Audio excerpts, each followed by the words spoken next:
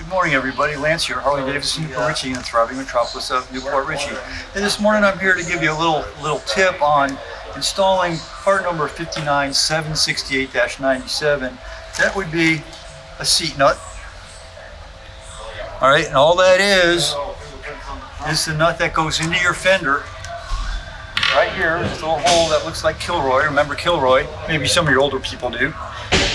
And a lot of people try to struggle to get their hand up underneath the fender and put that nut in here.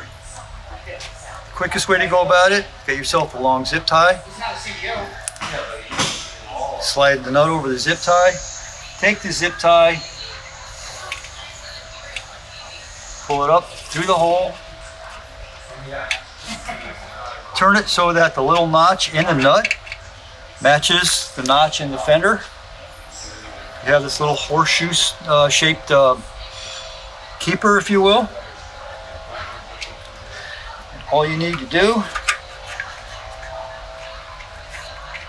is slip it on over the nut.